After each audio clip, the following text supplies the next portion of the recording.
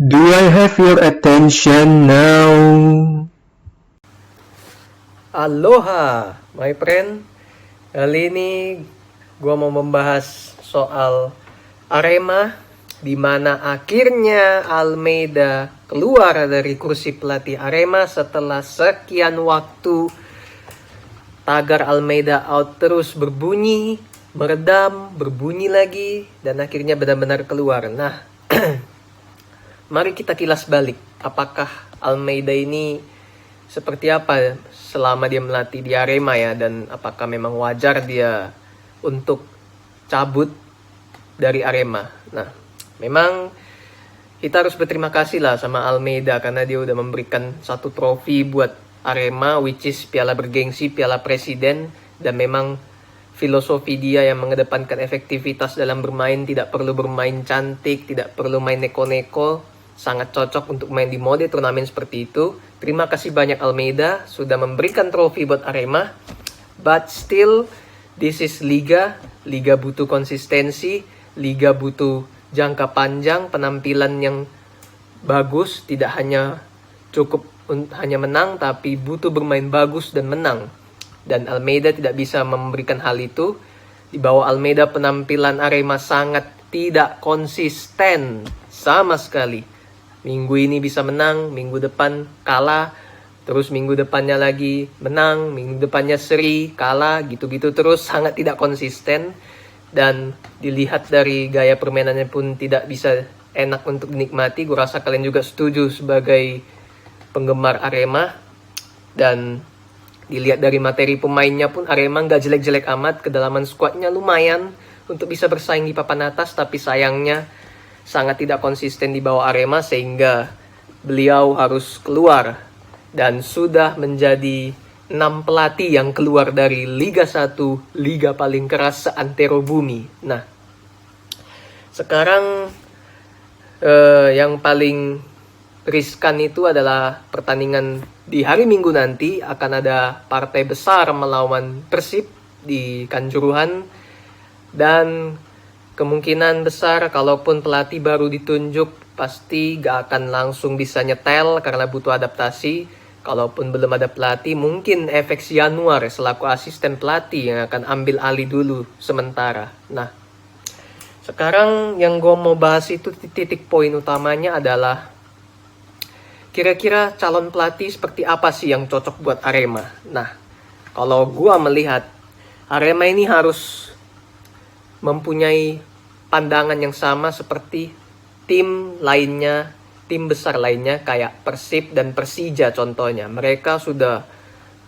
mempunyai visi jangka panjang ke depan. Mereka tunjuk pelatih kelas dunia di kontrak jangka panjang 2 tahun, 3 tahun untuk bisa menangani tim ini. Dan mereka mempercayakan hal itu kepada pelatih kelas dunia itu, Thomas Doll contohnya, Luis Mia yang sudah mempunyai pengalaman Eropa, dan mereka percayakan klub ini untuk berprogres, yang artinya mereka mempercayai proses dan progres, bahwa pelatih itu gak bisa instan buat membangun sebuah klub, hasilnya dinikmati nanti 2 tahun setelahnya. Dan gue bilang Arema harus mencontoh filosofi di balik itu semua. Walaupun gue bilang penunjukan Luis Mia itu menurut gue masih gambling karena dia udah 4 tahun gak ngelatih apa-apa setelah dari timnas, dan Persib sangat berani mengambil keputusan menunjuk Luis Mia.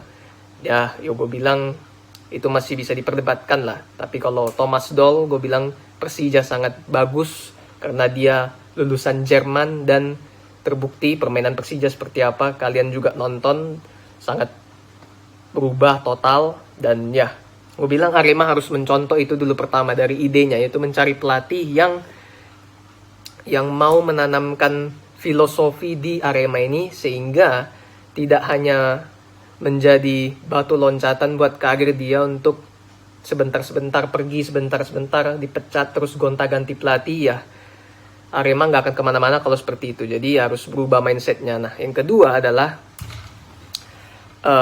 pelatihnya itu gue bilang ya jangan dari Liga 1 lagi ya kalau bisa ya. Karena kalau misalnya banyak rumor di luar sana yang membilang Robert Rene Albert, Javier Roca, terus si yang lain-lain itu yang bekas-bekas pecatan Liga 1 lainnya, gue bilang ya nggak akan menguntungkan sama sekali buat Arema. Justru gue bilang Arema kali ini harus ambil momentum. Juragan 99 selaku pemiliknya harus ambil momentum ini untuk bisa mengambil pelatih kelas dunia bertaraf Eropa ataupun taraf luar negeri lah yang punya pengalaman jam terbang Eropa. Sehingga dengan penunjukan itu pelatih ini bisa menanamkan filosofinya dari bawah, dari grassroots Arema untuk bisa berprogres ke jangka panjang. Jadi kalau seandainya ambil pelatih pecatan lainnya yang putarannya di situ-situ terus, entah si Rene lah, si Roka dan lain-lain itu ya, sorry to say, Arema nggak akan kemana-mana dan pasti akan siklusnya gonta-ganti pelatih terus seperti itu. Jadi ya, gue bilang harus ngambil pelatih yang benar-benar menjanjikan lah, menjanjikan sesuatu yang positif di jangka panjang yang hasilnya bisa dinikmati 2 tahun 3 tahun mendatang. Dan gue bilang money is not an issue for Juragan. Juragan itu punya duit dan dia gak masalah akan hal itu untuk merekrut pelatih kelas dunia untuk menggajinya mahal. Gue rasa kalian juga setuju lah, dia konglomerat dan punya banyak usaha besar bersama istrinya. Jadi ya gue bilang akan hal yang wajar karena Arema itu klub besar, klub papan atas Liga Indonesia, jadi sudah seharusnya lah untuk mempunyai pelatih yang berkelas. Karena selama ini pelatihnya cuman di taraf Liga Indo doang kan. Nah, seperti itu. Dan gosip ada yang membilang Benjamin Mora. Apakah Benjamin Mora akan cocok kalau misalnya datang ke Arema? Gue bilang ya cocok-cocok aja karena dia pelatih yang sudah paham kultur sepak bola ASEAN dan dia memang cocok untuk menangani tim yang mempunyai beberapa bintang yang punya skill dan Arema mempunyai beberapa pemain yang punya skill. Tapi Benjamin Mora dia itu mengundurkan diri dari JDT karena dia mempunyai urusan keluarga. Dia ingin mementingkan urusan keluarganya sehingga dia harus pulang ke Meksiko kalau nggak salah ya. Jadi gue bilang ya kemungkinannya tipis lah kalau Benjamin Mora akan datang untuk menjadi pelatih baru Arema. Walaupun kemungkinan pasti ada, tapi gue bilang tipis karena dia itu sebenarnya bukan dipecat JDT tapi dia mengundurkan diri karena ingin mengurus urusan family-nya seperti itu yang gua tahu ya pada saat dia resign dari JDT. Jadi ya kalau Juragan bisa gaji dia 5 kali lipat di Indonesia, ya bisa aja dia datang ke Arema dan sangat bagus buat Arema. Tapi ya kalaupun nggak datang bisa mungkin dicari pelatih lain yang bisa memberikan filosofinya, menanamkan filosofi bermain lah di Arema ini. Contohnya kayak Thomas Doll di Persija yang sudah memperlihatkan sedikit demi sedikit progresnya gimana kan. Jadi ya kalau untuk Paul Munster juga ada yang mau pengen, tapi Paul Munster udah fix jadi dirtek di timnas Brunei, so dia nggak bakal kemana-mana lagi. Jadi ya we'll see seperti apa, siapa yang akan menjadi calon pelatih baru buat Arema.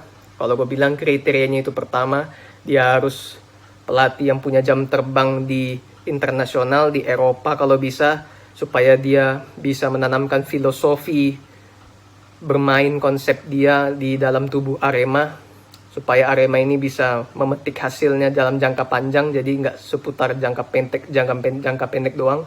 Kedua, pelatih yang ditunjuk itu harus jangan dari Liga Indonesia, karena kalau dari seputaran Liga Indonesia hasil pecatan dari klub lain, Arema nggak akan kemana-mana. Jadi ya seperti itu menurut opini gue. Kalau menurut kalian seperti apa? Silahkan tuangkan di kolom komentar. That's it. Thanks for watching. Say goodbye to the other side.